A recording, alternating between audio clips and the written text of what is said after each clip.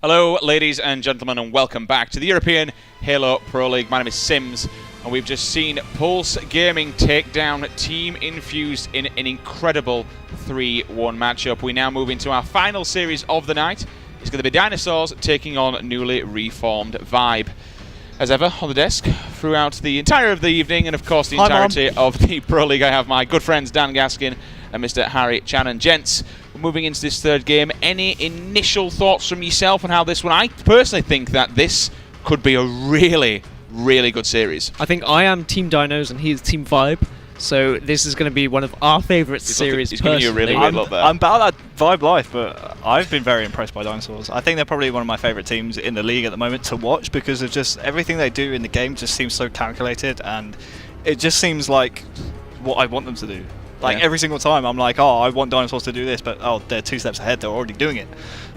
So yes, I'm about that Vibe life, but I think Dinosaurs might be the team to challenge U4X in this league. I mean, this Dinosaur squad, they're playing 2 maps that they played against this Vibe squad in week 1 that they won. They won Rig Strongholds 144 and they won Fathom CTF 3-2. So there's 2 maps that are potentially in their favour, so they've used their vetoes to full effect, and they obviously have calculated what maps they are good at. And now we can see on screen, here are your logos. Vibe, Dinosaurs, 2 incredible logos, 2 incredible teams, lots and lots of players looking for a fantastic game, to be honest with you. I mean, we look across the board and things are really coming together for Dinosaurs, and as of recent, and we kind of saw previous with the series we mentioned last week where they reverse sweeped X-Men. Obviously things not looking great at this moment in time for Team Vibe, but they've had a week. They've had a bit of time to get together. Septic's on there. They're now starting to mesh. They're now starting to figure out what's wrong. You look at that roster. Lunny is a beast. And now we could see the older Lunny versus the Buck Twins going 1-on-1. How many times last time did they do him? It was 9-0. 9-0. Looking pretty, one game. Pretty damn good. So we got Lunny, who's an incredible player. Riots, who you can't miss the guy. I mean, his shot is only as good and as amazing as his height because he's truly incredible. But yeah, he's got a dominant shot. He's been around for God knows how many years now. He knows what the score is. Ramirez, still for me, one of the best captains there is in Europe. He knows what needs to be done, and we've talked about this before, especially back on MCC, and we spoke about it on Halo 5. He does the dirty work, you know, it's things that people don't want to do. He'll happily just get his teeth stuck in, and I don't know if you agree with that, and just do it. Definitely. I mean, Ramirez is someone you want on your team. You need that guy who is prepared to just do absolutely anything to get the win. We spoke to Septic in an interview last week, and he said, just give us time. You've had a week. Let's see if they have kind of got further now, and let's see if they are progressing as a team. And I mean, it's a difficult match against the Dinosaurs, but it'll be interesting. I think Ramirez is actually the player to watch for this Vibe squad. Really? Because it's so many big games before. We've seen Game 4s where the series are on the line, Game 5s in the past where Ramirez just drops so little amount of kills. And it's not like he's making big impact kills. I mean, yes, most of the time he is. But 6 kills, I think we saw in Week 1, Game 4, which was the deciding game of this series. I think it was definitely single-digit kills. I think it was either 6 or 9. I can't quite remember off the top of my head. But it's time and time again we consistently see Ramirez not doing enough in terms of slaying for his team. I want to see Ramirez try and slay more. I mean, you say he does the dirty work a lot, but in Halo 5, it's a lot about individual talent, and it's a lot about pushing with your team. I want him to do the dirty work, but with a friend. Maybe with Lunny or Septic backing him up, helping him get those kills, and also doing the dirty work at the same time. Yeah, at EMEA Finals, we did see Ramirez come out of his shell a bit, and he did provide some slaying power, so we know he's definitely capable of that. And here's the thing, when Ramirez has that slaying power, they win. And here we go then. This is your best of 5 series layout, gentlemen. The Rig Strongholds will be game number 1. Colosseum Slayer will be game number 2. Fathom, capture the flag for your game 3 if they are needed, which I think they will be, and I hope they will be. Plaza Strongholds for game number 4. Plaza Slayer for game number 5. We're constantly seeing this Plaza upon Plaza. Bit of Plazaception going on. Dan, I'm going to let you run away with this one off the initial start. Who do you want to kick things off with? Well, Harry said Ramirez, so I'm going to entrust Ramirez, and I'm going to trust that he is going to survive as we're going to go into this Rig Strongholds. Dinosaurs won this 100-44 in week 1, but the Vibe life is really kicking. They are back, and they are going to be fighting. Septic is going to be wanting to get really stuck into this Pro League. He is not going to want to be in that relegation zone, as Ramirez is going to grab that off the spawn. You know what I mean? He's going to take the railgun and have a look and see who else is actually around there. One went down by the steps. We're going to see one person moving into the white hole to get his shields back. This is the guy off the steps. One shot there. Kristola will take him down and clean up. However, Kristola grabs a double on his way out as well. Buck 20 also grabbing his own kill. So that's going to be 3 members down. We're going to see Vibe coming straight off of the respawn. We're going to see Flames going one-on-one with Septic. Septic, unfortunately, just not calculating for Dan's thrust back. Sorry, not for Dan. It's going to be Flames in his thrust back. Grenades going in. A little bit of an ongoing fight, though, for this BR base. Don't know if teams are kind of overcommitting to that. We've seen quite a few deaths coming out of it now. Yep. Flames is going to have a point to prove after Wales lost to England today. Just going to say... Spoiler alert. God damn. He's going to want to be taking his frustration out. And at the moment, it does look like this side, they are here to play, but finally Vibe are going to get 1 stronghold on the board. They now need to push for a second. Obviously, Rig Strongholds has changed a little bit after that basement stronghold has moved. It's completely changed the game type, and now players often will go for that tri-cap rather than just getting those 2 strongholds and then providing a setup. Nice bit of a battle going on for the basement section. We're going to see Buck 20 coming around this corner. Septic will try and clean him up. He's going to fly around though. Will he get away with it? No, he will not. He'll clean him up with that carbine. We're now dominant. This weapon is on the rig. And I like what Septic's doing though. He's been a nuisance. He's been really annoying. This will be a decent kill for him because he can get that off. He can keep them spawning in the bunker. We'll catch the 1 shot for the double inside White Corridor. There is another one there though. That's also still 1 shot who's dropped down into that basement section. He does get cleaned up by Riot, as you can see on the kill feed. Another one will appear in the form of Kristola going one-on-one with Ramirez. Ramirez hides around the pillar. A little bit of a ring around the roses game going here. No one's got any grenades to throw at the other one. Wow. I like this survivability. You know what? I'm just going to use each pillow. If he kills him, that is going to be disgusting. Septic says no. We'll finally clean him up. Carbine in full swing. Finally does get shut down by Buck 20. You wouldn't know that Septic's been out of the game for a couple of months. His shot is still absolute fire.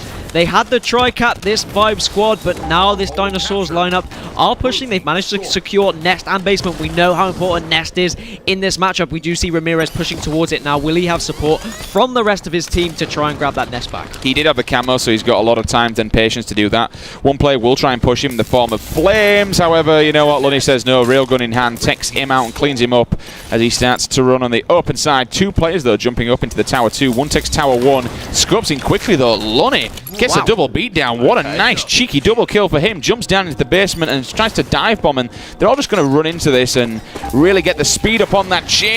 We'll get the hit markers. That guy's going to be weak up on the back rail there. Scopes in on nope, he's actually going to drop down and say Kristola will get away with his life. However, the ground pound's teed up. You heard it coming in. The charge was there, came down, cracked his skull in half, and the battle for the BR base continues as Buck 20 comes out the victor. What I do think Dinosaurs are very good at is calculated push-ups and calculated setups. If Vibe can kind of take them out of that comfort zone, they can make this a little bit more sporadic, make it a little bit more random, less predictable, then there is definitely a big chance for Vibe to take this game. Moving straight off of the spawn with Buck 20, then he comes out of the carbine, goes out onto the outer rail, and will try and take the Nest area. Some great shots on Riot, I do believe it is indeed. Put some grenades down. Riot's won't challenge. He'll just sit there and say, you know what, I'm going to let you come to me. I'll get the kill, then I'll get the reset. I'm going to go one-on-one with somebody else who comes down the white corridor out of the back bunker spawn. However, we've got an ongoing battle down for this basement section once again. This seems to be the place to be right now for all the players. Flames is turning the corner though, but he's got a guy above him now. That'll be a nice kill if they get that. It will ease the pressure a little bit. They do get it indeed. This will be a nice another kill. Again, it's just all about releasing this pressure at the moment because they have the lead. They also have the triple cap in effect. So really, just kind of play the game at the moment. They're doing a really fantastic job. Yeah, Ramirez is the player we actually highlighted at the start of the game. He seems to be keeping up in slays with the rest of his team. I feel like that's contributing towards his scoreline. Look at this scoreline, 69-23. It's a great scoreline here for Vibe, and it's a complete turnaround from what we saw in week 1, where it was actually Dinosaurs who came out on top. What Ramirez has been doing really well, actually, is controlling that white hole and just pushing towards a stronghold when he needs it as well. They've had full control of this map for pretty much the whole whole game, and then Ramirez has just been pushing to whatever stronghold he needs to. Probably being communicated via his teammates, but they are looking very strong right now. Loney just went on a little adventure as he goes flying off the map. Buck 20 will go down while we're on his POV as the nest is bombed with nades. One more player is going to be Ramirez coming off of the bunker spawn. Cristola turns around and turns faces. He's controlling the Whitehall with the railgun. Ramirez hiding behind that barrel. He's got 2 players pushing down on him. Straight off of the spawn, they will collect that and make sure they keep it in their back pocket. They've also got the nest as well, so that's 1 kill. He's getting jizzed with a scatter shot. He needs to try and survive, unfortunately. Just gets lit up and turned into a bunch of autumn leaves as we now see Buck 20 scoping his way down 2 players on that sniper section. Riots will drop into the basement. He'll get cleaned up by 57. Needs to be careful, though, as Ramirez is on the opposite side of this wall. But look at that. The communication comes in, turns around. He's got Lunny 1 shot, cleans it up in the nest. Finally, they go down. They really need to get him out of that Whitehall because he got about 5 or 6 assists on different players. Yeah, and this Dinosaur squad need to play perfect. Similarly to that Plaza Strongholds game we saw in a previous series, they just need to stay aggressive and they need to just get in the face of this Vibe squad, not give them a chance to think, not give them a chance to set up, and maybe they can make a comeback here. Yeah, I was going to say, I'm worried for the Vibe squad because they haven't been a team together for very long at all. I mean, it's less than 2 weeks. I wanted to say I would have been very, very disappointed if they weren't able to push out of that setup that the Dinosaurs had, but it seems like they've been able to capture the nest back, but it's only for a moment. You see Flames on your screen right now taking that nest, but Ramirez in the kill feed with a double. He does finally go down, but it's looking like Dinosaurs at the moment mounting a bit of a comeback, but this basement needs to be contested. It's not contested in time, and all of a sudden it's Vibe back scoring, and they have 2 kills in the kill feed as well. A bit of a useless death there for me from Flames. There were 2 players in there. He had support behind him. Really, I would like to have just kind of waited for a second till he got that support from that player instead of running straight out of the nest and just kind of handing basement to him and a free kill.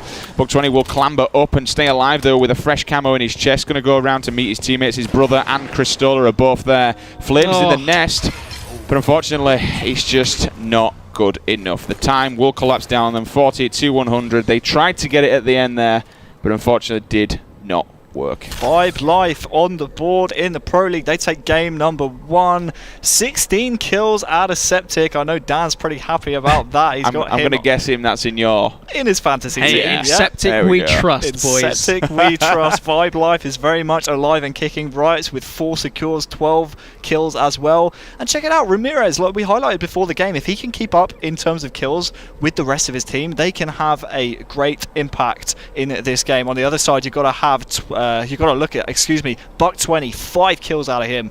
That's not really good enough from Buck 20. That's kind of a Ramirez performance that we're kind of used to there out of Buck 20. So game number 1 goes to Vibe. Can they bounce back in game number 2? However, Cristola doing Cristola things. Every time we see this guy at the bottom, he is pulling off some fantastic stats. He's just a raw talent when it comes to slaying, and he's a raw power when when he's on this roster, and definitely between him and Flames at the moment, kind of really leading that hammerhead of a charge into some of these games. And I think without that power, they wouldn't be winning as many maps as what they have been. No, definitely. Cristola is an absolute monster. And maybe this Dinosaur squad are like, hey, we came down from 2-0 last week. Let's just let them win 2 games, make them feel comfortable, and then we'll win 3-2. Maybe that's their game plan. But we're moving into game number 2 then. Can Vibe continue the nice little streak they're probably going to set up here as they take game number 1? If you had just joined us, welcome along, ladies and gentlemen, to the European HCS Pro League. This is the summer season. We are in week number 3, day number 1. Remember, tomorrow's European matches will be streamed by players and the community caster Onset on his stream over on twitch.tv/OnsetHalo. After these, later on tonight, I believe it's 5 PM PT, I want to say, over in NA time, we actually have the man, the myth, the legend that is Towie, Team Evil Geniuses coach, alongside Elamite casting the NA regionals. And that's kind of, I'm really looking forward to that. I'm really looking forward to see Towie in the hot seat. Yeah, I'm looking forward to that because it's 2 good Halo minds in the booth together. Not to say we aren't great Halo minds, but Towie has so much knowledge from coaching EG, and I'm looking forward, to see how he portrays that in his cast. I know Elamite likes minimal play-by-play in his commentary, and I think Towie will be able to bring out a lot of knowledge and bring in a lot of what teams are doing in-game in terms of commentary. Yeah, I definitely think he'll bring a lot. We will learn a lot from that man. He has a lot of knowledge in that mind of his. And we will be extremely tired by the event being over, because it will probably be about 6 or 7 a.m. when it is finished in our time. But Team no sleep. Once again, gents and ladies and gentlemen, everyone, just welcome along. This is week number 3. We are into our final series of the night. As you can see on the bottom there, Vibe have just taken game number 1, rolling into game number 2. Let's bring up the series layout in just a second to show you how this best of 5 is playing out. Shout out to everyone in the Twitch chat. Shout out to everyone in the community. We really appreciate you being here tonight.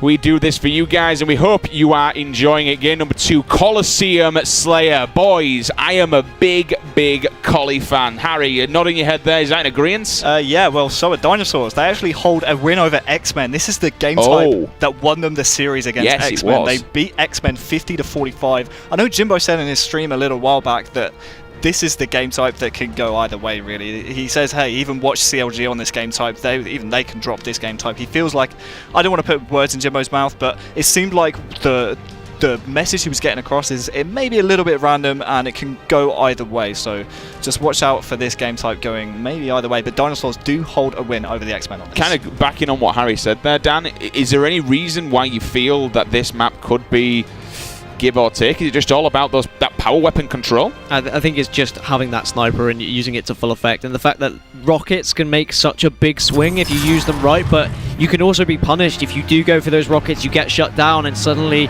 you're on the back foot as well. We see the scatter shot bottom mid as well, which can prove very deadly if it is in the right hands. Harry, who are we going to start things off with in this game? I think it's only fair after last game's poor performance that we start it off with Buck20. I mean, he's got to turn it around in game number 2 if his team want to get right back in this series. And of course, we know what he can do on Collie TS. We saw him, he uploaded the YouTube clip not so long back of that disgusting triple kill he pulled off against X-Men, pushing hard onto this sniper section. Grenades coming in thick and fast though. He instantly gets shut down. Riots will take 1. There's 2 and 2 at the moment on the opposing side across as we look at the kill feeds. Septic though, managing to stay alive, making work of the pyramid ramps on the side. 2 players going to chase down Cristola. Cristola's going to try and run away with his life, but just quick to note, he's going to try and fire back.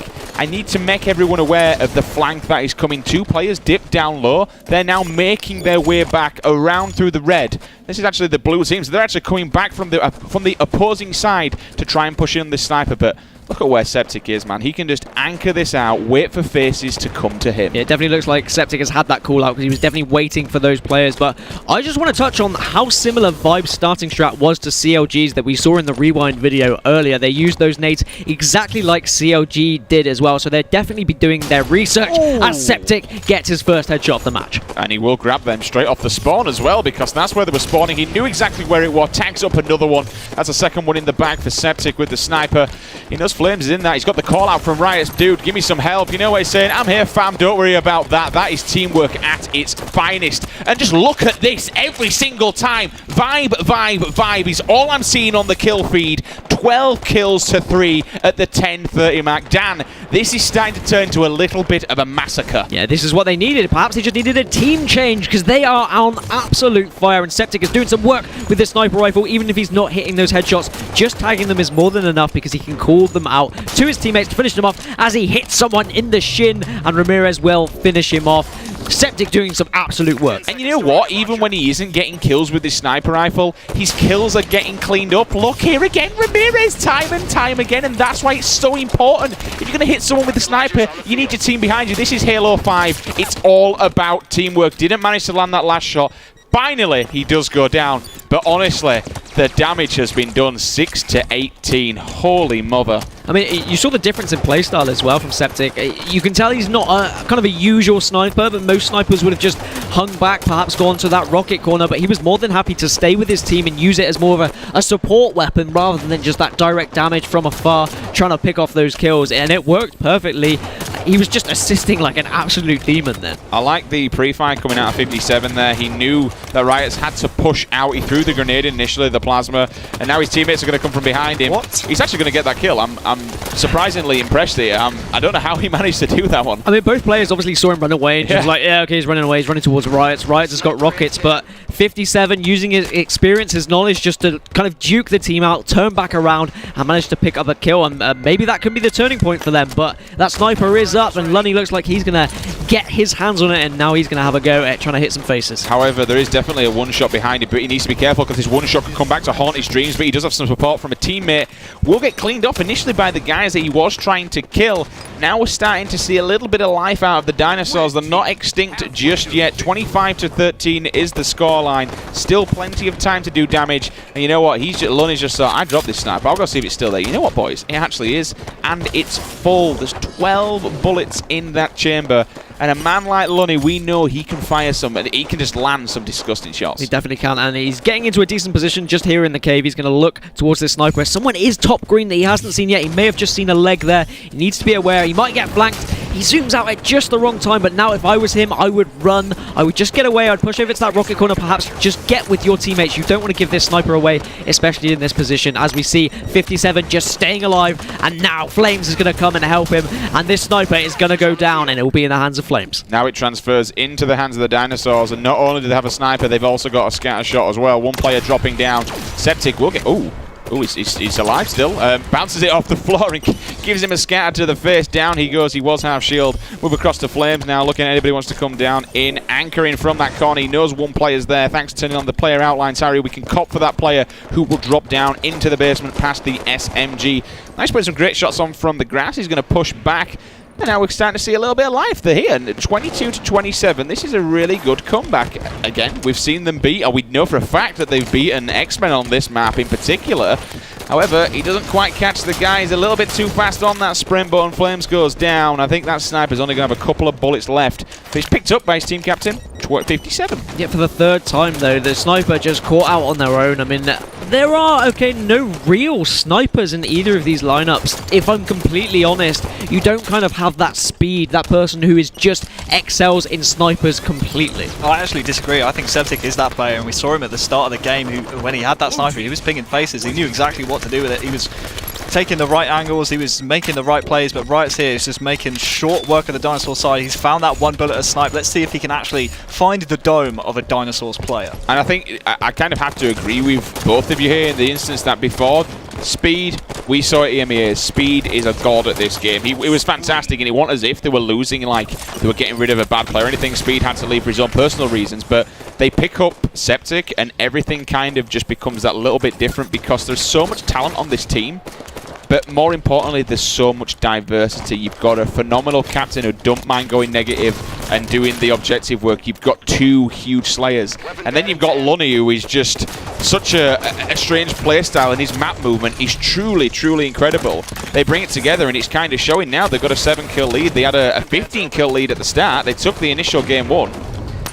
Finally, everything's coming together for Vibe. I'll give credit to Vibe here. Yesterday, they had a 15-kill lead, and they started to throw it away, and Dinosaurs got control of the sniper rifle, but Vibe managed to stay calm, and they managed to stop that snowball from just getting bigger and bigger. And they managed to just keep that kind of 4-5 kills ahead, and that's all they need to do now. They just need to be trading that 1-for-1. They will obviously win this game if they do that, and that is the key point now, not to get caught out on your own and just give away any silly deaths. And all of a sudden, we're down to a 3-kill game. Pretty impressive stuff out of the Dinosaurs. To come back from such a massive deficit is a huge thing, and if they can win this would be the comeback of the century, as 57 will just not quite push into the cave or put down a splinter nade, see if he can get any hit markers off that, or at least just block anyone wandering in there. Put in another grenade, see if he can get any feelers on that one. Here comes the distraction medal as his teammates will push in, and there he has it. All 3 people were backed up. He was nading that corner. They were focused on him, and all of a sudden they grabbed 3 kills. Dinosaurs back in the lead down. Yeah, and they just decided when they were going to push. That they saw that these Vibe players were stuck in that base, and they said, look, 2 of you go around this way, I'm going to come this way, and they just collapsed on these guys. Yeah, that's why Dinosaurs, I think, are one of my favorite teams in the league to watch at the moment. They're just so coordinated. They know exactly what they need to do to get back into the game, and also pushing the base. They know exactly how to do it. They know how to do it. They know how to get the kills, and just like that, they're in the lead by 2. And did you watch 57's patience then? He wasn't shooting them or grenading because he didn't want to give away his position. He just waited there for the right time. He still had no shield. got a beat down, and all of a sudden they managed to take pretty much the lead off of that. But I've just seen 3 Vine members. They've actually got kills on the kill feed. Ramirez going 1-on-1. Will go the beat down, but the AR of Crystal are too strong. They will trade up 46 to 46. 47 now in the hands of Dinosaurs. This is going to be a back and forth game and really come down to the wire. Yeah, this is either going to slow down or it's suddenly going to get really, really hectic. I'm expecting it might slow down a little bit as players start to worry about giving away these last few kills. But if I was in the advantage here, perhaps like Vibe, I'd just get aggressive, start pushing together now. And they only need one more kill. Rockets are there. He picks them up. He'll take that one. Hitmarkers are there as well. Septic could single-handedly finish this one off. We'll stay on board with him as he's got the bazooka of death. It doesn't matter. Riots is there with a BR shot on 20 across the map. 50 to 49. What a fantastic game in number 2. But more importantly, what an incredible comeback from Dinosaurs. Yeah, that's actually quite heartbreaking for the Dinosaurs. We see on the other side, in terms of deaths for 17. That's way too many, man. You can't get 17 deaths in a Slayer and expect to win. Yes, he got 14 kills. He was second most on his team, but those 17 deaths is not good enough. You've got to highlight Riots, though. Riots with 17 kills, 10 deaths, and Septic just behind him with 15. Just a great performance all round. And once again, Ramirez, not the lowest slaying player on his team. That's what I like to see out of Ramirez, and also the fact he had more assists than he did kills. Doing wonderful things, and at the end of the day, it's all about who's on top of the leaderboard. 50 to 49, they grab the second win of the series. The big question is, can they go all the way? Can they pull the 3-0? If they did, it would be huge for this team moving forward, especially with the kind of rickety start they had towards the Pro League. Personally, right now, I believe. But what happened? Vibe life. What happened last week? That's all I'm going to say. The Dinosaurs, yeah, they are the comeback kings. They almost made the comeback in that map. I'm not going to count them out yet. No, I certainly wouldn't. I just don't know what to think anymore. I mean, we've seen Pulse, who didn't have a win in the Pro league, have now won not only 2, but they've won 3 maps and they now have a series on the board. And now we have Vibe, who are pretty much bottom feeders in the league as well, beating Dinosaurs, who I said are probably the team to take down U4X. I don't know what to think anymore. And of course, one thing I just want to mention as well, after this week, we actually have the roster changes coming up. So we have the transfer period. So whether we see a couple of people making transfer or not, I don't know. Right now, things have just, even before transfer period, everyone just seems to have found their footing. Did we have to tell European players there's a transfer period? Because they're all going, we can make changes. Hold on, we need to know. I just want to hold my hand up and say I am a free agent for the Pro League. Any Pro League teams, I am available. Just letting you know. Looking forward to it. Looking forward to it. I can't wait to ridicule you. Oh, well. So, looking forward then, moving into game number 3 in this best of 5. We'll bring you the score lines up in just a second to guide you through how this one's been playing out. If you have just joined us, welcome along. This is the European HCS Pro League. Week number 3, day number 1, obviously day number 2 tomorrow with the player streams and on-set stream as well. Remember guys, tweet the stream, use the hashtag HCS. Thank you everybody for joining us. We really appreciate you being here tonight as we see some fantastic Halo Esports going down. I'm pretty much in as much shock and awe as you are, Harry. You mentioned it. What is going on? Vibe life. Vibe life, baby. Vibe life. And Pulse. The only thing that's for certain at the moment is that U4X are the best team in the league. That's the only thing that's for certain right now. Other than that, I don't know what to say. I don't have a clue what's going on. And if you want to know what's going on, of course, look at the bottom there, proleague.com/Halo. All the news, BODs, you want the leaderboards, you want the games, you want the teams, rosters, anything you need to do with both the NA and European Pro League, including how to sign up for the Open Series. It's all there. That is where you need to go for all your information for everything Halo 5 Esports. You're getting pretty good at these segues, man. Do you like it? Yeah, it was very good. You ever tried to go on a Segway before?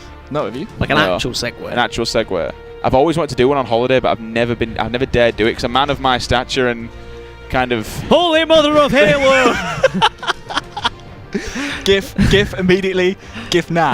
Meme lords, get on it immediately. Right. I've been told Game 3 is just about getting started. I will remaking pay the money lobby for just a to second. see that. Please. Don't do that whatsoever. That's the wrong thing to say. But yeah, really quickly, I want to touch it. We mentioned it then. I want to touch again on Open Series. We keep talking about these teams that are coming up through Open Series. Obviously, there will be an Open Series finals, and then we will see 2 teams advance out of there that will face the bottom 2 teams in Pro League.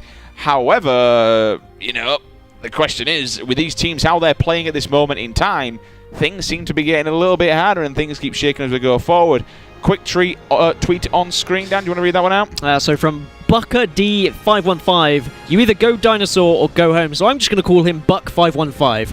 He's not Buck 20 or 57, he is 515, and he is clearly a fan of the Dinosaurs. Thank you for that tweet. Clearly the Bucks stick together. See what I did there? Hey. Thank you. I really hope, just a bit of a tangent here, I really hope Dinosaurs come to a live event with the jerseys. Have you ever seen the t-shirts where it's like, ask me about my T-Rex? It's just Oh, the it's the T-Rex dinosaur. Yeah, I really hope they all just I all want just turn them up to in all that. get those full-on dinosaur outfits. You know that you see Do you know they in all actually? the gifs. Do you know they have fans in the back of them? They have 2 little fans in the back with batteries. Is it like human fans or? No, little like like PC spinning fans. fans. Yeah, Okay, yeah. to Little- keep you cold. No, to keep it. To jet you. Oh, No, so to I keep see. the whole to keep thing it. up, Oh, yeah, I yeah. see. I'm with you now. Aye. That's nice. I thought you meant like. I've actually seen one of them. thought you We're meant moving on a tangent, so we're going fans to pull as it in, back into like, this humans. series. We'll bring you the scorelines up on screen now and show you how game number 3 is going to play out. And of course, if we need it, games number 4 and 5. Shout out to everybody in the stream. Thank you for bearing with us. Couple of problems in the back. We appreciate you being here. We appreciate the time and effort for watching live on twitch.tv/Halo. Remember, NA Pro League is later on today, 5 p.m. PT. Fathom, capture the flag is game number 3. Can Vi pull off the 3-0 sweep against Dinosaurs? Can the Dinosaurs do dinosaur things and come back from a 2-0 deficit to pull the reverse sweep? Anything is possible, Dan, and we've seen it done before. We have, and I'm in Fathom CTF. I seem to remember a Buck57 doing some absolute work on this map, if I'm not mistaken. Yeah, you are not mistaken. He basically won them the game in week 1. It was 2-2, and Oh, he managed to that flag. stay alive on the Yes. silo. And it pretty much bought time for Flames and Cristola to come over and kill the player that was trying to kill 57 and then run the flag into their own base. So 57 had a really good performance in week 1, and they actually won this game type in week 1. They won it 3-2. But we said that about Rick Strongholds as well. They won that in week 1, and look how it went down in this week. So, you know, speed was the problem. Quite The thing with Dinosaurs is Too soon. they're having to make a comeback. If they can get to a situation where they're getting ahead nice and early and they're getting fired up nice and early so they don't have to make those comebacks, so they just get ahead, then we might be seeing a real threat to U4X. I just don't feel like they've kind of woken up yet, and perhaps they're going to wake up in this game 3. Does anyone actually want us really see U4X beaten? Because I know it sounds really bad, but I'd like to see at least someone take a couple of maps off them and really push them. Everyone wants to see the God fall now and again, but at the moment they kind of seem to be like CLG out in NA and in a league of their own over here in the European Summer League. Of course, this is Capture the Flag, guys. Welcome along. This could be our 3rd and final game of the night, unless Dinosaurs pull something out of the bag and stop the extinction of what has happened previous. The Spartans are lined up. Harry, who are we rocking things off with, brother? It's got to be Riots this game. I mean, last game he had such a fantastic performance, pretty much carried his team to a win. Let's see if we can find Riots here at the start of this game. He actually goes down. And I'm going to blame you for that. Hashtag blame Harry, because this happens every single time. Let's actually stick with him off of the respawn and see where he goes from this one. As he spawns in his light rifle window, will decide to avoid that one and run towards... Oh, no, he's kind of turning face. I thought we were going to go up, but he decides not to. As he comes around the corner and gets just lit up with like a firework. So we'll move across to someone else who may be able to get a kill. I can understand why he waited there. He obviously got the call that the Dinosaurs had map control. He was a bit reluctant to push out. Unfortunately, he just chose the wrong place to push out, and it looks like he might get caught out again as Riots goes down for the 3rd time, taking a railgun bullet to the teeth. Cristola now has got the chance to push into the base and try and support his team here, try and get this flag capture. He needs to really help him out, though, and take down Septic urgently. He can't let him survive any longer. Finally, he does go down. That's a massive double kill as he actually gets the guy going for the second one. Please give me the triple. He doesn't manage to acquire it. Well, He he gets does. it. How did he do that one? Charges it up. Triple kill in the bag. And you know what? They're going to put the flag in as well. Truly amazing. Yeah, that triple kill pretty much solidified the flag out there for Dinosaurs. Fantastic play out of Cristola. What a triple kill.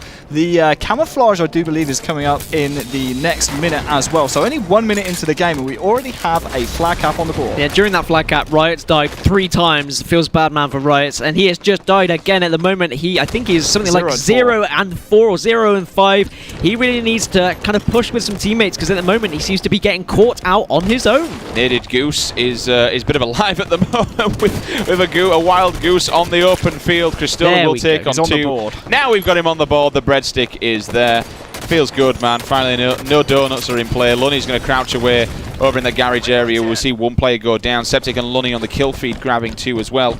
Off the spawn for the gen area with Ramirez, he'll go down in the bottom courtyard, moving into their courtyard. Grenade goes in. That's a nice little nade, that. He'll land that one, rip off the shield to 57, goes again for another one. His brother 20's also off the respawn in the gen area. Will jump over to the new the new storm rifle spawn section.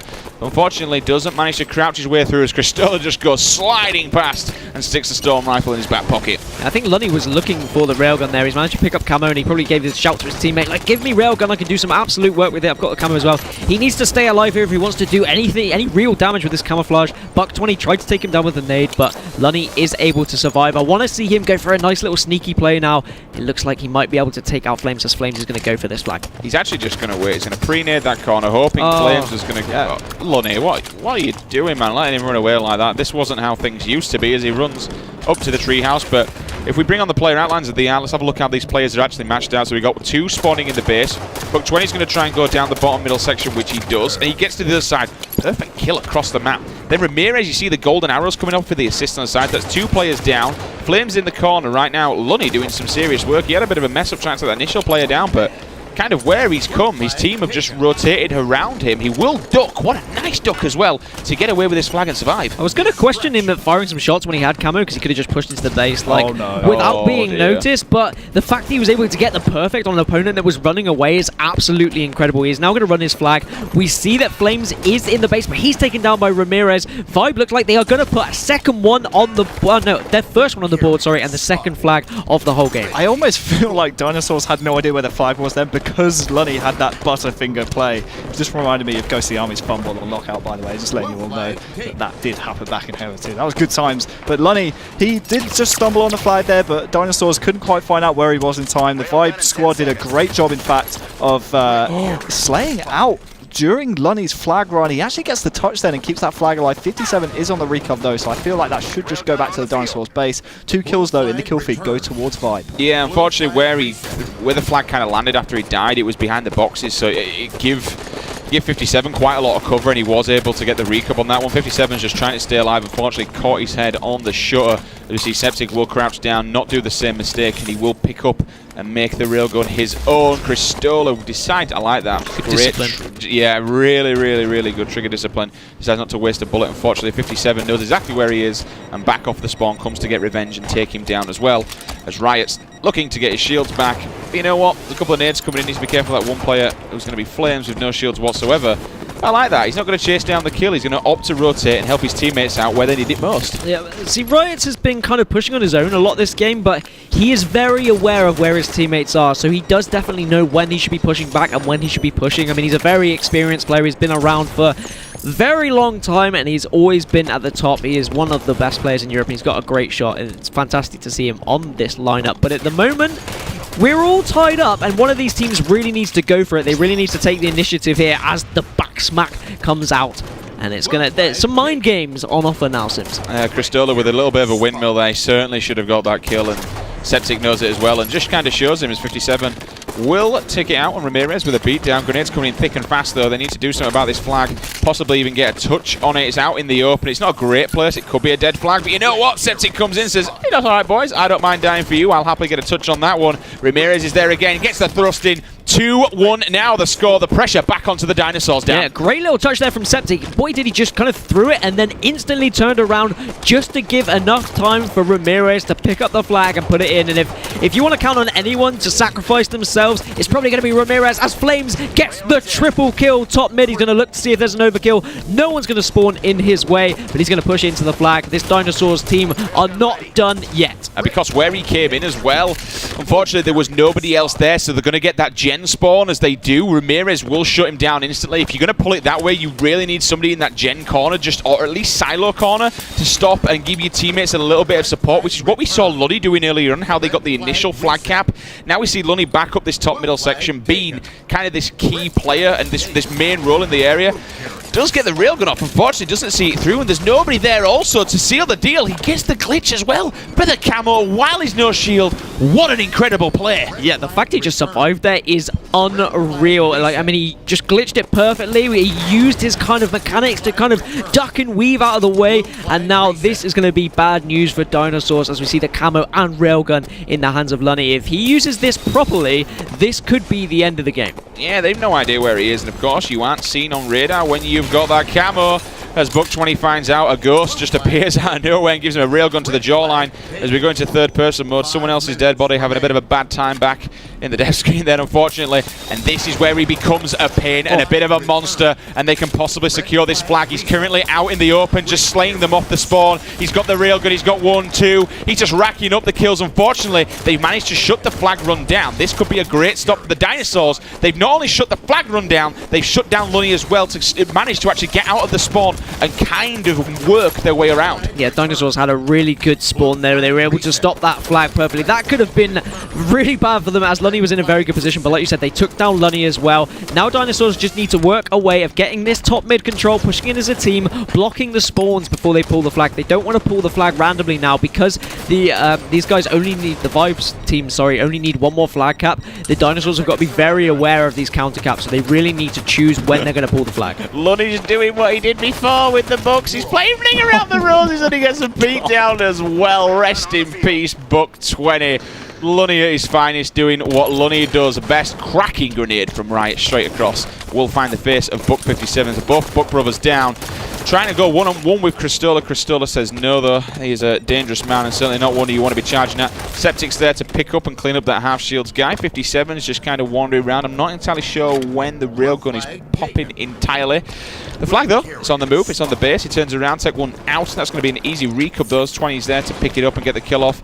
And now he's in a good place because they're going to have to get the spawners. Flames, unfortunately, will get sat down by Septic as we see 57 opting to run this flag a different way. Personally would like to have seen him go for that kill, but he's actually got the splinter nade off. You saw all the hit markers there, so there's going to be plenty of weak people. Yeah, he just chucked that flag out. He used his nades really effectively, just as we see Riot's drop down with the camouflage. How many times have we seen Vibe with the camouflage this game? This is really making a difference as Buck20 is trying to find that invisible player, but Riot's can do what he can to stay alive. He is taken down, but that will keep Vibe with that lead. Dinosaurs were looking good until Riot was dropping down with that camo then. He knew what the score was, then he just sat there and thought, I'm going to wait here, and I know exactly where they're going. He didn't even ground pound it, he just dropped in for the back whack, and then was a little bit of a problem for him and just a bit of a nuisance because he was just being an annoyance out in that courtyard section with the camera. Did get shut down. We're back on board with 20 still, is just trying to maybe get a couple of kills, but he gets the assist. You see the golden arrow coming up on the kill feed. He's now going to move into the gen area and the little door, kind of block any spawns that are there, but also clean up and help his teammate, give him some support, which is kind of needed, especially from that angle when a couple of them are low shields. I really like that Vibe haven't slowed down. They've not gone into the defensive. They've stayed aggressive, and they're really just pushing this Dinosaur squad. They're saying, look, we're going to keep pulling flags. It means you've got to keep coming back. It gives us more time and gets us closer to that final second ticking over. We're winning, so it's on you guys. So there's only 2 minutes on the clock. We've got to take a look at really what Dinosaurs have got to do to get back in it. And first of all, they've got to start finishing kills because that's the second or third time now that I've seen Septic just completely windmill somebody out of nowhere. They're now spawning in the gen area. Here comes 57. There's another one for support as well. The Buck brothers are side by side. If they can take both of them down, then possibly keep them in the deathbed. Oh, unfortunately not. 20 will pick up a massive double kill, at least get Septic out of that base for now, but they've only got 135 to do something. I'm not sure if that were the ninja or what, but certainly didn't go the right way for him as Riots will go down. No flags are on the move though. Septic's moving up into the treehouse, trying to stay alive. Cristola's going to try and do the top mid jump. Will get cleaned up. Flag gets returned. Dinosaurs did have all 4 down then against Vibe, but they just threw that flag out top mid.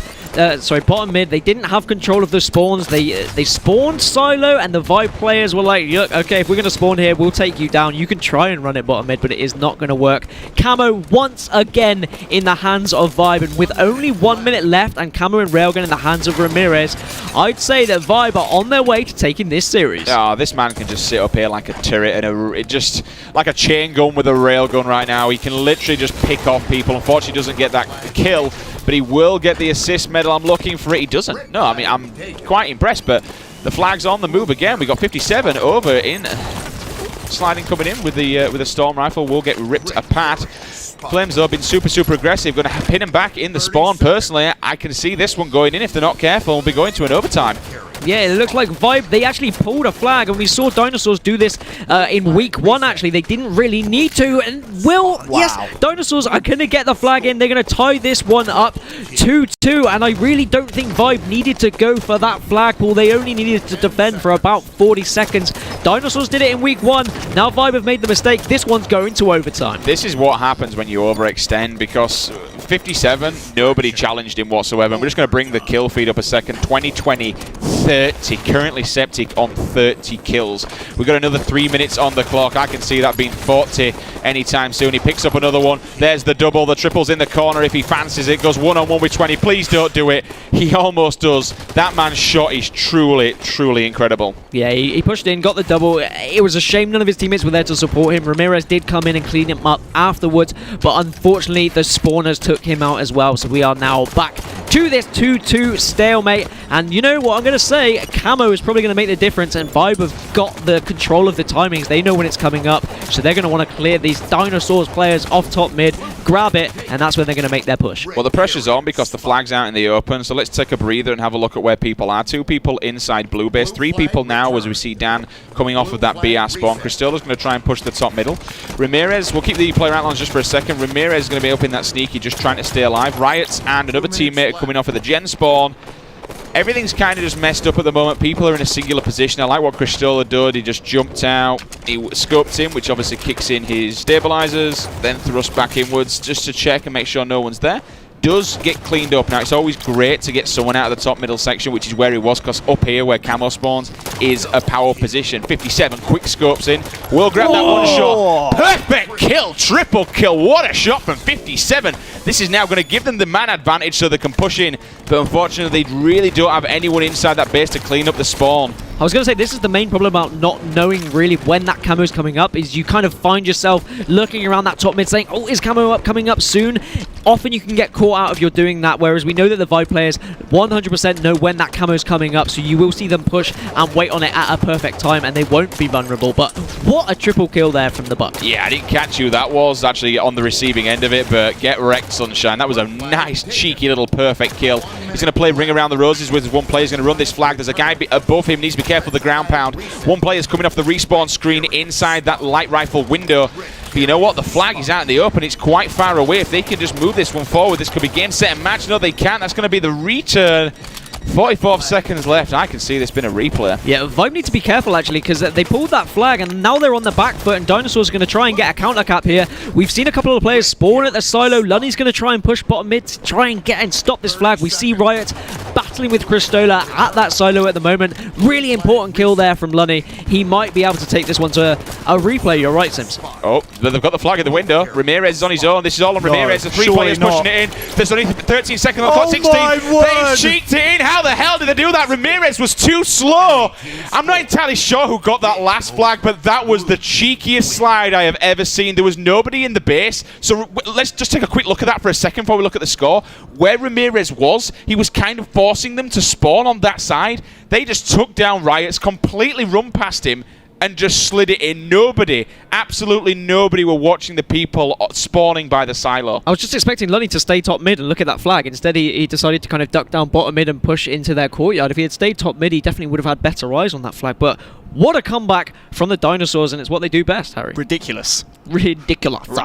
I've got Septic in my team. Same. I've got Septic in my team. Come on, Lunny, step it up, man. I need some points. 35 kills on the board. How many times, though, have we seen the Dinosaurs with stats like these, like slays all even? I think they might just be the most well-rounded team in the league at the moment. They keep the series alive just around 2-1 down in the series now. It's a little bit unlucky for Riots, because if he would have played how he played in the previous game, I think that would have been a Vibe win without question. He had a really rough start, and that kind of just carried on throughout the game and showed him when your teammates are picking up 35 and everybody on the side is picking up 25 and 26 and you've only got 18, it's kind of screams volumes, really. A little bit of a rocky game for him. But you know what?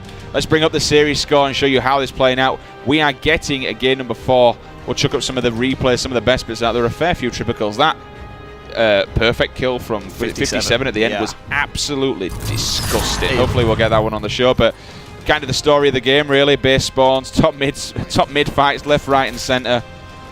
We're going to move, of course, into a game 4. Been quite... I mean, I'm just going to put it out there, Harry. Is this the reverse sweep on its way? Oh, they've been here before. That's another perfect there out of Dinosaurs player. A third kill making the triple top middle. This was 57 actually running the flag, and Riot's making a big play to reset that flag. The second flag does eventually go in with 20 seconds left in order to force overtime. Septic does pick up a double, but again, this is the triple here from 57, I do believe. He goes top middle, he finds the second kill. Great listening, and then these shots right here on Lunny. Absolutely fantastic. Get wrecked, Lunny. That's payback for last week. That's what I was going to say. That's straight up payback from last week. Just fives him in the jawline and takes him down for the triple. Dan, I've obviously asked Harry, so I'm going to ask you, what do you think? Is this the reverse sweep and where? Momentum. That's all I'm going to say. I think momentum is a huge thing in esports. I think it's a huge thing in Halo, and I think these Dinosaurs guys are going to get pumped now. We've got Plaza Strongholds and Plaza Slayer. I mean, 2 maps which really can focus on control, and we know that this Dinosaur squad are very well structured and they can really control a map. So yeah, I'm calling the 3-2 comeback. What's going on with the Pro League this weekend, man? I'm not complaining. This is amazing. This is what we want. We want close games. We want toppling games. So we look at the previous one, obviously, X-Men once again getting taken out by U4X in pretty decent fashion. Then we see Pulse Gaming mounting a ridiculous comeback and wiping out Infuse, which nobody saw coming. And now we've got Vibe taking 2 games. We've kind of got Dinosaurs doing what the Dinosaurs do and mounting this fight back that they've been known for. If Vibe win this is really going to throw everyone's kind of predictions like, there. You know, there's no other real way of doing it. It's like a T-Rex trying to wash a car. Or brush its teeth. Nice. You like that? I like that. Speaking of brushing, that was a really poor. That was poor. You need work on that I'm going to brush that one off. Nice. And we're going to move into Plaza Strongholds. Plaza on Plaza for game 4 and 5. Ladies and gentlemen, if you are just joining us, welcome along. This could possibly be our last game of the series. And this, of course, is our last series of the night with week 3, day 1 of the European HCS Pro League. My name is Sims, and on the desk, I'm joined by Dan Gasking and Mr. Harry Channon. Things are heating up here in the arena. We're live from Leicester's Studio 1 here at ESL UK. Pretty intense action, 50-49, 2-3, 100-4. The scorelines kind of say it all, how things are creeping up. And the Dinosaurs, they've been here before. They've done it before. They've been down and out at the start. And they've just crept back gradually and pulled a reverse sweep on what should have been the EU God Squad. Anything can happen. Looking forward to getting this next game underway. Again, it's kind of just the storyline this entire week. I'm looking forward to day 2. There's going to be some really good matches tomorrow. Yeah. I'm just really surprised about that last game. The amount of camo control that Vibe had, and the fact they weren't able to get that win. I don't know whether this camo control is going to go over to Plaza Strongholds, where obviously camo is now sitting top mid, or whether the Dinosaurs are going to do the dinosaur things. And dodge extinction. And stop it. Sorry. It's a great pun. Will Vibe be the meteor that takes them out? Oh, I hate you both. I tried. I'm sorry. Hang on a minute. The music stopped just. Oh. Game 4 is locked and loaded, guys. We're underway. Strongholds on Plaza. Drop all your Kappa emotes in the stream. We want to see some liveliness from you guys at home.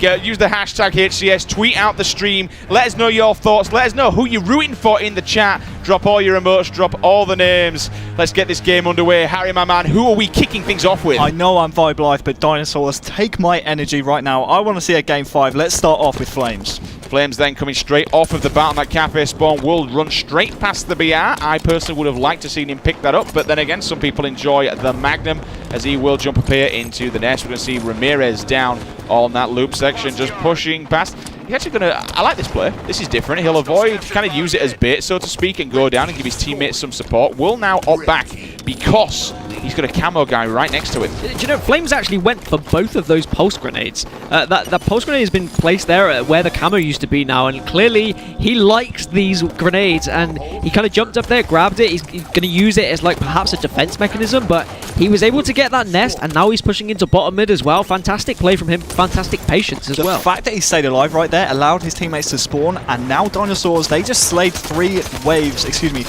Vibe players, so they effectively eliminated the entire wave of Vibe players pushing forward. The nest is currently being contested. 57's doing his best to try and stop that from going into Vibe's hands. It does in the end, but I love the patience out of Flames. As you touched upon, Dan, he stayed alive, allowed his team to spawn, and they got kills and they got control for just a moment. Two players will dive bomb into bottom mid to try and stop it, but you know what? Cristola's only one shot of grenade will seal the deal. He gets his shields back. He's going to go one-on-one with Riot's. Ramirez, his teammate, will come round to try and just finish this cap off, but you know what?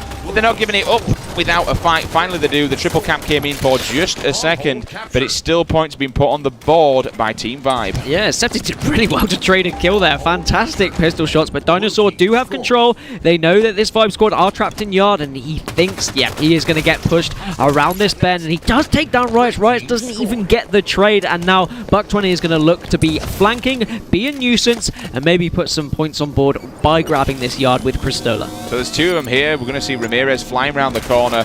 He'll predict it. Storm Rifle's coming out. Wow. Jesus, he just completely lit him up. That was a super quick kill, man. And Cristola left him as well. Like, if Cristola had stayed there, he probably wouldn't have got the reset. He could have taken down Ramirez, but he was thinking, yeah, look, we've probably got this stronghold. And then suddenly a wild Ramirez comes flying in. Fantastic play. Now they've got a triple cap, and this is a 28-point lead. Sheffield's finest going off right now with the Storm Rifle. He's going to put another one on the... But no, he's not. He's actually going to get taken down with a quick reversal beatdown, unfortunately. So the Storm Rifle will transfer into the hands of one of the Dinosaurs. Riots will get put down, though. And now the bottom mid will transfer back into the hands of them. Some points are getting put on the board. But as you mentioned, Dan, that's quite a large deficit. It is a large deficit. But, I mean, we've seen these teams come back on strongholds as 57 gets the assassination. He really needs to grab this nest now. He will want to support Flames as well. But he is going to be pushed, and he's not going to be able to grab it. And at the moment, this Vibe squad are just pushing around as an absolute unit. Wherever they need to be, there seems to be a player everywhere. And as soon as you get into a 1v1 fight, someone else is there, as Septic is being a sneaky little beaver right now. Here comes the patience from him as he makes his way up onto S4. Bottom mid's in the hands of blue team. We're looking at the player outlines just to see where a couple of people are. 1, 2, 3. They're all one's moving down into the hotel. That's going to be Flames. So the grenade is going to come in. I believe we've possibly seen 1, 2. Yep, there's going to be Buck20. We'll take him down as a reversal. That's actually the noob combo coming into full effect as he's just kind of clambering around this area, looking for anybody else who wants to challenge him on the driveway. Bottom middle still in their full protection as they are 23-50 on the scoreboard. Things looking good at the moment. They're coming back very slowly. Riots will get caught off guard, though. This will be a huge kill for him. Oh, can he get that kill? No, he cannot. He will actually go down. Really important kill there from Riots as well. If Buck20 was able to grab that, he could have reset that yard, and then points would have been on the board. All right then, guys, we do apologize about this. We've just had a lag out, and we are going to remake the lobby and reset the game from the... Oh, apparently we're actually going to continue from the scoreline of where we was. We'll get you those exact scores of where we'll be continuing from in just a second. We do apologize. We have had a player lag out. These things happen. Me and you looked at each other and just went, what? What? That Ramirez. What are you doing, man? It didn't look at the radar at all. This isn't Usain Bolt Sprint Simulator 2016, It's okay? not. I'm casting the wrong game. He was just like running top mid, just having a jolly old time. It's like he wasn't even looking at his radar. I think was it Buck20 or Buck57? Just, I'll take that kill. No it worries, was just mate. like, oh, Ramirez. Pistol whipped him. I thought Ramirez would have at least tried for a ninja or something, but no, he was just running I think top this mid. kind of, though, this is generally for me, Ramirez's mindset in that he is that captain, that he feels like he needs to support his team, and this is why we see him going quite a few deaths. And maybe that's a prime example that if he knows something needs to be done, or if he knows that one of his teammates needs help, he'll just chat. It's like, okay, I got to get here like now. Tunnel vision. Yeah, I've got to tunnel to it. And maybe sometimes that's a positive on him because he's like driving force of this team, but can be a little bit negative because he just didn't even look at his radar whatsoever then. I mean, maybe he just didn't notice. I mean, maybe he was just some of having us fun. are used to not having radar, being professionals. Are we just past Halo games. Kind of throwing this one out there then? Is that what I'm doing? Am I being too harsh? No, yeah, he should have definitely looked at it. No, that's silly. Come on. Trying to throw a different angle out there and try and be nice to the How guy. long have you been playing this game, man? Come on. So game number 3 is going to get remade. I'll get the in the ears in just a second. We'll get the exact scoreline. I'm assuming that it will be... It was around 50 to 25, something it was, like it was that, a good lead, in wasn't favour it, of for Vibe at the moment in time. How do you find that initial game then, Harry, for the initial kickoff, both teams? Very good question. I'm very surprised that you're laughing because Sims has completely thrown me under the bus. I feel you struggling. I just liked the play out of Flames at the start of the game, personally. I like the fact that he was the last man alive, and rather than keep capturing the nest and just give away and completely telegraph his position so the rest of the players in the game, he said, you know what, we don't need nest just yet. It's not like they're going to push me. Let me just jump up into S4. We already have camo. Let's just stay alive, wait for my players to spawn. The players spawned. I think the Buck brothers got a kill each, and then Cristola chimed in as well. And then all of a sudden it was like, oh, nest is still half capped from when I stayed alive before. Let me just finish this off. And then they had bottom middle control then as well. So it was a good start from the Dinosaurs, Flames especially. But somehow Vibe just came back into the game. Ramirez just running around everywhere. He was just loving life. It was as if he was kind of using it as bait, because, I mean, to be fair, even myself and many other people that I play with in matchmaking, you do genuinely just run towards. If you see something that needs capping, you'll beeline towards it, and I feel that he kind of used it as a little bit of bait and just to try and challenge her when anybody wants to come near in. And then you saw Cristola jumping up there instantly with the support. There's 2 people. You're going to go after that and you're just going to get lit up. I believe we actually have an official scoreline, Daniel. Yeah, so it was 50 to 27 when the disconnect happened. So I'm not going to try and maths this. It's right here. Look at what I wrote down. Oh, so Dinosaurs needs 73 and Vibe needs 50. Half of 100's 50 down. Oh, well, I know that one. I was just trying to think. Yes, you are completely right. It's okay. It's okay. I'm really bad at And we maths. will be playing 4 minutes of game time. I've just had it in my ears as well, so it's going to be a short game. Interesting one though, and it is quite it's a strong lead. Is that they do need to kind of pull this one back to the Dinosaurs, get them initial triple caps, just keep that pressure on. They've done it before. They can do it again. We'll get this game locked and loaded in just a second, guys. The teams are in the main menus. They are locking this one up into the lobbies, and we'll be able to get this one over and done with and see who comes out. Will we be seeing a Vibe victory and another series on the board for the Pro League for them? Or could we be seeing going into the game number 5? Personally, I'd like to see a game 5. Who the hell doesn't like to see a game 5? Let's be honest. Everyone see a game 5, but this Vibe squad, they're looking completely different since they were the realest tins. They just push as a unit. Like, it seems like there's a magnet on the map, and they just are like a 4 in the middle of the map, and wherever they spawn, they all just gravitate towards that one person, and they're like a wasp swarm or a bee swarm at the moment. It's fantastic to watch. This would be a big series for Dinosaurs to win, actually, because a win would put them 4-1 in the league. They would be behind U4X, who are 5-0. But they'd be right behind them. They keep the pressure on U4X, and that's exactly where Dinosaurs want to be. They want to be in that top 2. They want to be pushing the pace behind of U4X. So if they were to come back and win this series, it would be a colossal win and a massive confidence boost. Not only reverse sweeping X-Men, they would also have reverse swept Vibe. So if they win this series, you've got to say Dinosaurs just know how to pull out and win a series. One thing we've not touched upon is, have now U4X solidified their place in the finals by going 5-0 up?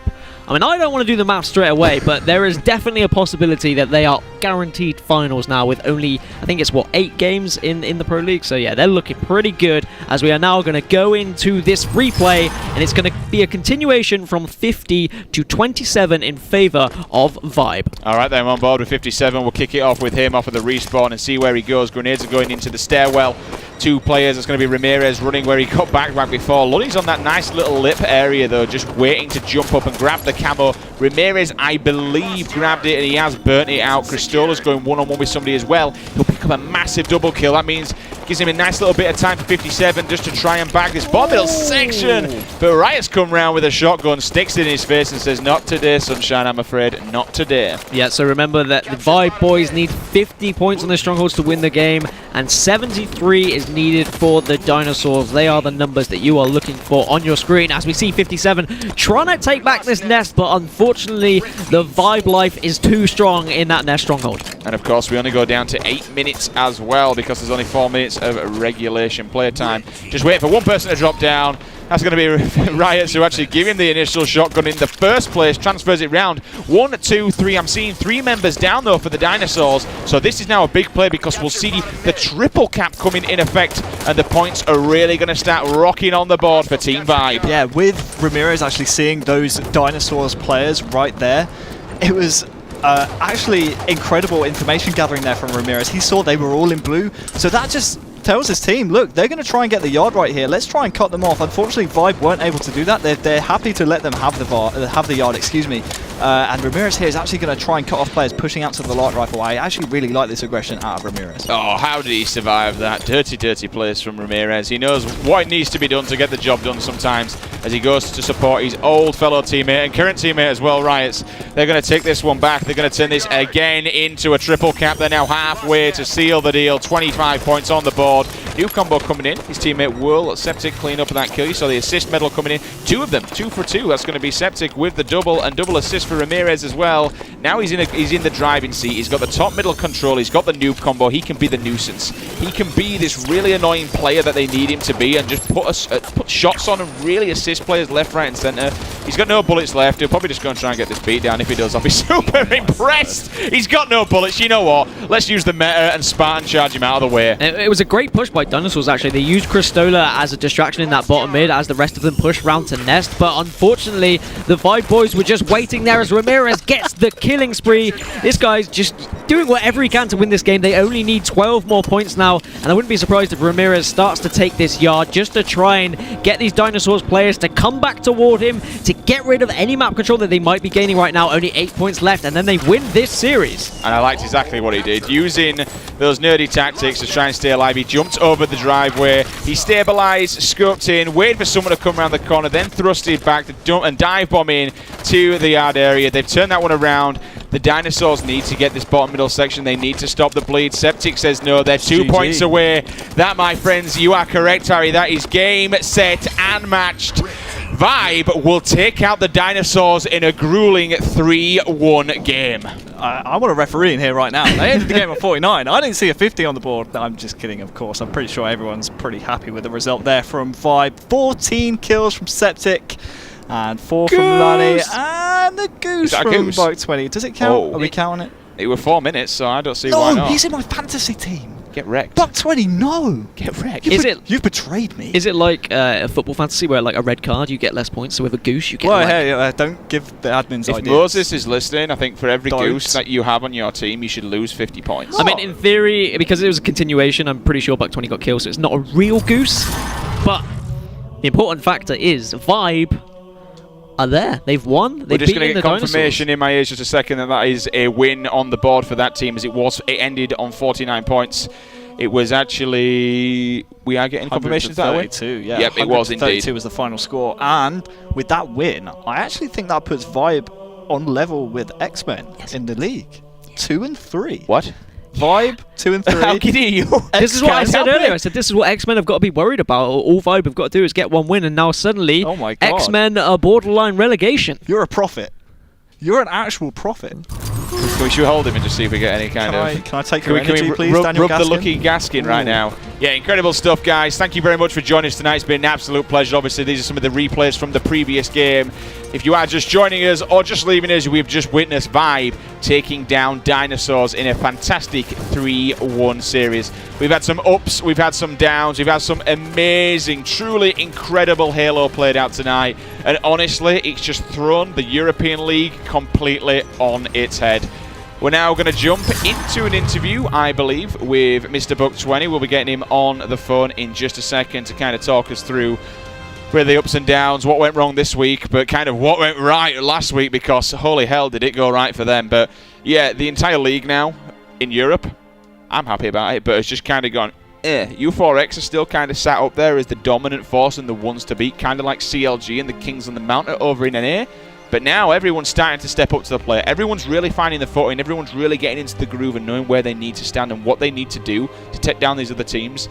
I'm looking forward to seeing the stats at the end of it. I mean, the fact really that both the bottom 2 teams got a win today, it really changes, and like you said, it just flips this league. Not completely upside down because we have U4X still dominating, but it's definitely going to be a very interesting. I'm really excited for tomorrow's games, and I'm hella excited for next week and the week to follow. You just say hella? Hella excited, yeah. Nice. Like a 17-year-old schoolgirl. That's so cool. Thanks, mate. I'm so proud of you for Can't tell saying if, that. Can't tell if sarcasm or... It's not. I haven't heard that word since like 2007. Do you like that one? Great. Yeah, that one. But yeah, guys, thank you very much for joining us once again. We are going to jump into an interview now. I believe he is on the line. So, Mr. Buck20, can you hear us? Yeah, I can. How you doing, dude? You all right? Yeah, not too bad. Not really happy with the score, but other than that, it was good. Yeah.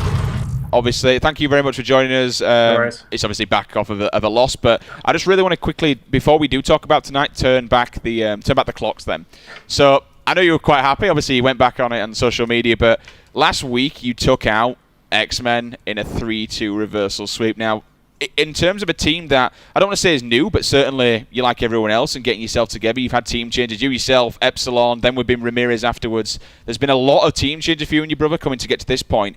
How good did it feel to take down X-Men and kind of solidify yourself as this is the team and we can do this? It felt great. I think after the first 2 games, we were kind of saying to ourselves like, "Come on, guys, we can step this up. We can win." And we always knew that deep down we could reverse sweep them. And it was just so great to pull that off. We tried to do it again today, but it didn't really work out. But I think it kind of just shows that as a team, it takes a while to get used to each other and kind of get the chemistry. And we proved against X-Men last week that we are one of the top teams. And we just hope to continue that. I mean, this week wasn't as good, but in terms of overall play style, when we're playing well, we can compete with the best. What do you think you've got to do as a team to kind of come out firing earlier, especially in Game 2? You had that comeback on Coliseum Slayer, but then you lost 50-49. Do you think if maybe you had a better starting strat, you might have won that game? Do you go back and look at that game and see what you've got to do differently at the start, or...? Yeah, so we're still testing starting strats, so we're still looking over kind of the best way to start the game. We do know that the starts of our game aren't as strong as some other teams, but I think today, like, I've had a long day at work. Will's been working as well. We're pretty knackered, but still we came back to play in the Pro League and compete. And the other team just came out on top. Like Vibe, they're a really good, strong team, especially with Septic as a new addition. So you can't really put anything against them. Like, they played really well, and they are kind of almost in like honeymoon period V3, I think, on that team. But yeah, they played really well, and I think from our point of view, we're just going to keep on learning, keep on improving, and by the time it comes to finals, we'll be in a good place. Alex, talk to me about the rest of the league. Obviously, we have U4X on top at the moment, but the results we've seen today kind of just flips the whole league on its head. Obviously, you guys losing to Vibe, and Pulse getting a win over Infused as well. Talk to me about how you expect the league to stand at the end of the season. In terms of the league itself, I see U4X not really dropping any games, other than maybe if they play us and we do well. We had some really close games against them in the first time we matched up. It was all off stream, but we actually ended up being like really close in both the Flag and also the Slay game type. So I reckon we can take a game or two of them at least. But I reckon they'll be the top dogs by the end of it. It'll be good to see how X-Men do. They've been kind of in like a kind of a slope, like kind of a bit of a dip in terms of performance recently. So I'm hoping to see them play well as well. So I reckon it'll be kind of U4X, X-Men, and then hopefully us as third. But I reckon Vibe's a new contender, and also seeing Pulse win is always great.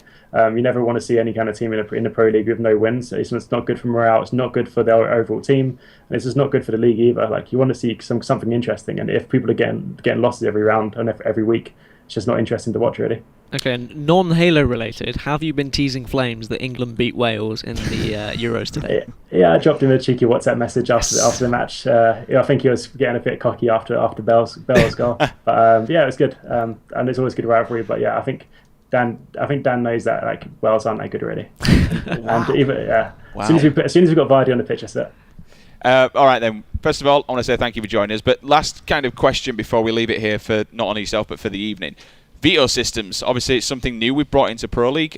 How are you finding them? Are you learning how to use and abuse them yet, or are you just kind of picking what you think is the best suit for yourself? I think last week we were quite good and quite strategic in terms of what we did. This week I was doing most of it on the phone on the way home from work, as Dan knows. Yeah. I think I was still on my phone on 3G Skype trying to do the game types while talking on WhatsApp.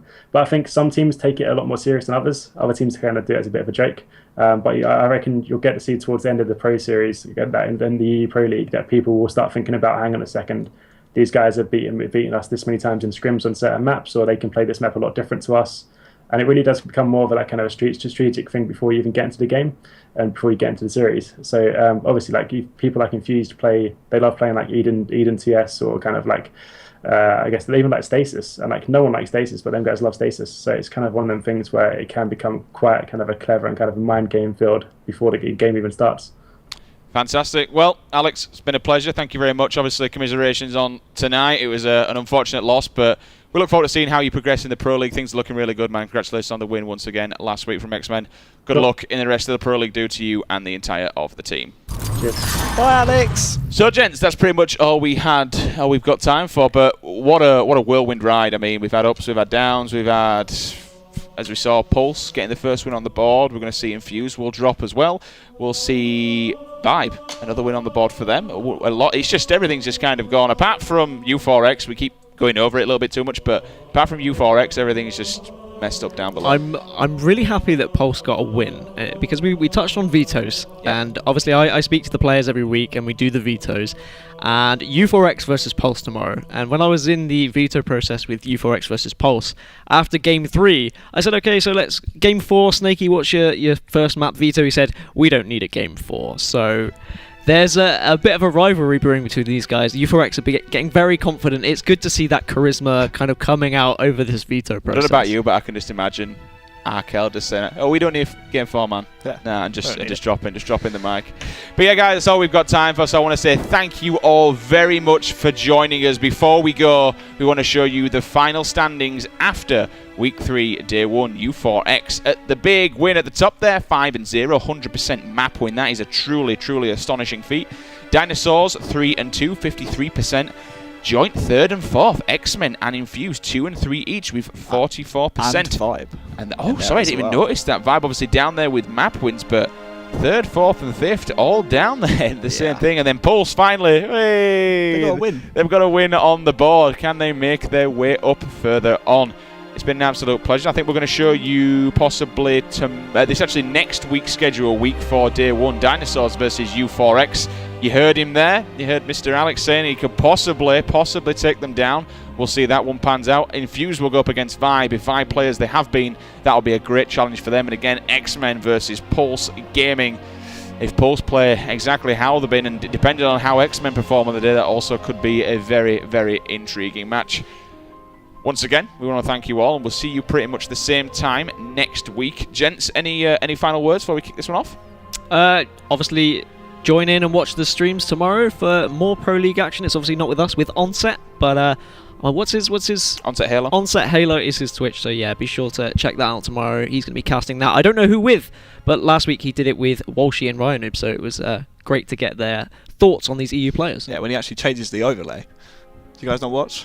I did watch, but I don't want to call him out. Like he's got these things to do. Mark's There's so much on the plate. There is so much on his plate. But I'm looking forward to tomorrow's results because potentially we could see a lot of leapfrog games next week. Because as it stands, if we were to play next week's fixtures pretty much tomorrow, then Infuse versus Vibe would basically be to get out of relegation. Because if Infuse lose that game, they go down to the relegation zone. So some very interesting matchups coming up next week and as well tomorrow on the community streams. There we have it then, guys. Thank you very much. And once again, thank you to everyone who's bared with us this evening in the Twitch chat. You guys are the ones that we do this for. We appreciate the community. We've got the community site on the Pro League site now. Shout out to all the people on Team Beyond, the Team Beyond chat as well. So probably some people in there. Everyone in the Twitch chat. Throw your cappers up for the end of the union. But before we go, before I do sign off, stay tuned because we have this week's Pro League top 5 players. But from us here at the desk for now, well, thank you very much, and we'll see you next week in the arena.